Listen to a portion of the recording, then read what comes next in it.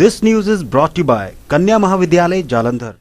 सामुदायिक स्वास्थ्य केंद्र गोपालपुर के पास एक संदिग्ध व्यक्ति को देखा गया, जिसकी सूचना स्थानीय निवासी बीर कपूर ने एसएचओ पालमपुर को दी। पालमपुर थाना से पहुंची हेड कांस्टेबल पूजा सूद ने जब पूछताछ की तो संदिग्ध व्यक्ति ने अपना नाम मनोज निवासी अमरावती महाराष्ट्र बताया। लंबी पूछताछ और औपचारिकता के बाद पालमपुर सिविल अस्पताल से एम्बुलेंस आई तथा संदिग्ध व्यक्ति को पालमपुर ले गई। नमस्कार, दिव्य हिमाचल टीवी में आपका स्वागत है। इस वक्त हम सामुदायिक स्वास्थ्य केंद्र गोपालपुर के रेंज सेंटर में हैं, जहां पर एक संदिग्ध व्यक्ति पाया गया है, जिसकी सूचना पालमपुर पुलिस को यहां के एक स्थानीय दुकानदार बीर कपूर ने दी है। और पालमपुर पुलिस से हेड कांस्टेबल पूजा सूद जी आए हुए हैं। जानते हैं इन्होंने क्या आगामी कार्रवाई की है। नमस्कार जी। सर, ऐसा है कि एक रिपोर्ट मिली थी थाने में कि एक संदिग्ध जो है वो घूम रहा है यहाँ गोपालपुर के नियर बाय, जिस पर हम यहाँ पहुँचे हैं। इससे इसका नाम पता पूछा गया है। जो ये चांदुर का होना बता रहा है, डिस्ट्रिक्ट अमरावती जो महाराष्ट्र में है। इसके लिए अब हमने 108 के नंबर पे फ़ोन कर दिया है। जो उन्होंने बोला है कि हम एम्बुलेंस भेज रहे हैं, जैसे ही एम्बुलेंस आती है उसको जो है वो क्वारंटाइन किया जाएगा। इससे लोगों में थोड़ी जागरूकता भी है, जिस कारण आज एक संदिग्ध व्यक्ति यहाँ भी देखा गया, जिसकी सूचना पालमपुर पुलिस को दी गई है।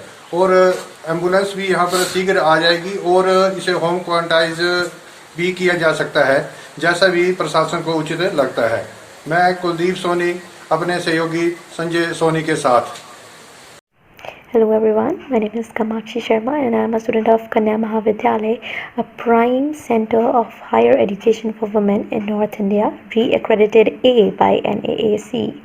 The college ensures holistic development of every individual's potential by allowing development of individual skills, creativity and knowledge so that all the students can be provided with a wider opportunity for their careers. Well, I am pursuing BA Honours in English, a 3-year degree program which engages the student in literary honors and texts from British Isles, US and other English speaking communities.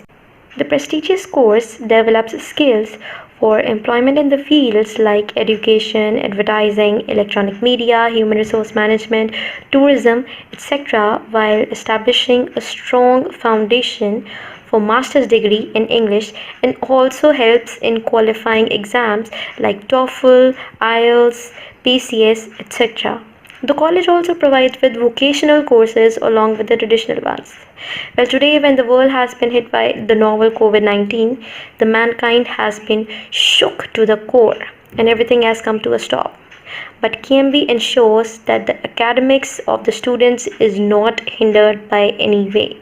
So, by LMS, we all are able to access e-classes, do e-learning, send and receive assignments comfortably sitting at our home. I'm very thankful to whole of the team of KMB for providing all the comforts which they can for us. Proud to be a KMBite.